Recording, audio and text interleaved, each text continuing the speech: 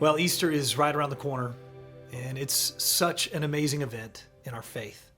As followers of Jesus, there's really nothing greater that we celebrate throughout the church calendar. But if your life's anything like mine, we got a lot of things going on. Life's going on, work's going on, kids sports, spring break, whatever it is, those things can cause us to kind of go through this season pretty quickly.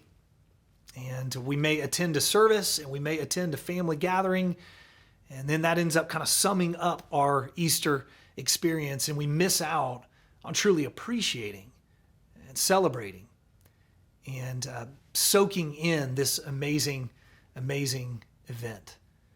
And so over the next 2 weeks, we're going to spend some time trying to focus our hearts and our minds on Easter, trying to truly celebrate it for what it is and remember what Jesus suffered for us and the life that he offers to us through his death and his resurrection. We're calling it Seeing Easter. And the meaning is twofold. Number one, we want to see Easter this year. We don't want it just to fly by. We want to see it for what it is and celebrate it for what it is. But the way we're going to do that is through the perspectives of the people who actually saw Easter happen firsthand. We're going to look at individual accounts of people that were there during the first century when Jesus died and rose again. And today, as we get started, we're going to talk about one of the more famous disciples and one of the more famous characters in the Easter story. And the reason why he's famous is because he has a nickname. Now, I don't know when this nickname got created. In fact, I don't even know if he knows that he had this nickname. But I know it stuck because we still use the nickname today. We're going to talk about Thomas. Do you know Thomas's nickname? I'm sure you've heard it before, the Doubting Thomas. We actually get that nickname from the Easter story. Listen to how the gospel writer John puts it. In John chapter 20, verse 24, it says, "Now Thomas, called Didymus, one of the 12, was not with the disciples when Jesus came." So there had been this interaction where the disciples were together. Jesus showed up. This is after his resurrection. They were all blown away. They couldn't believe it. They said, "He is risen. He's alive." Can't believe it. And they come to Thomas and they told him, verse 25, they said, "We've seen the Lord." Thomas, for whatever reason, wasn't there. So the next time they sync up with Thomas, they tell him, "Hey, we've seen Jesus." But he said to them, Thomas said, "Unless I see the nail marks in his hands and put my finger where the nails were and put my hand into his side, I will not believe it." He was doubting. Specifically, he was a doubting Thomas.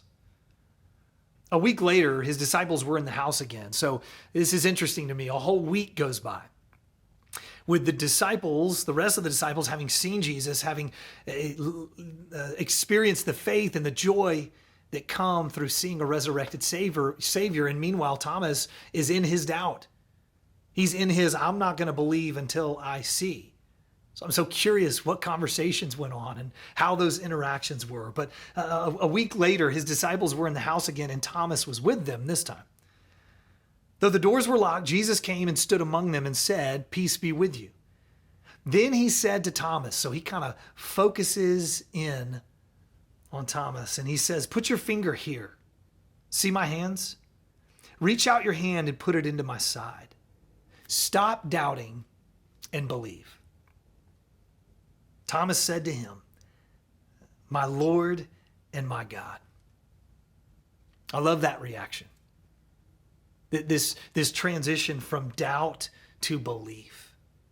This transition from discouragement to joy that Thomas experiences when he sees Jesus risen from the dead, his resurrected Savior for the first time.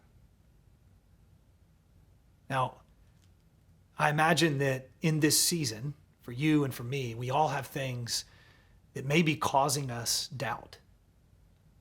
They may not be massive things. We may not be questioning if God exists or not, but in small ways, we may be questioning what God's up to.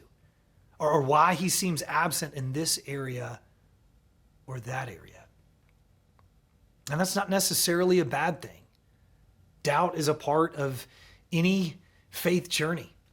In fact, doubt, when it's handled in a good and healthy way, it actually can lead to more faith in the end. Thomas was honest about his doubt. And he was clear on what he needed to see in order to believe. And I'm curious, as we begin this journey over the next 2 weeks, where might you be doubting? Where might you be struggling? And what might you need to be honest about in your faith journey with God? You can be honest like Thomas was honest. And God may come through in that area for you, but even if he doesn't, our faith can still grow through that exercise. Look at Jesus' statement to Thomas.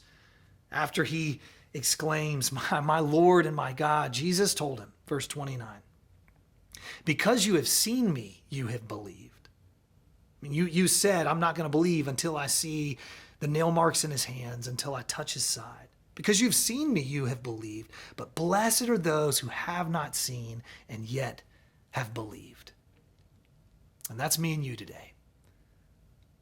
With unanswered questions, with doubts that still linger, big doubts, small doubts, yet still trusting and leaning into a Savior that we have never seen physically.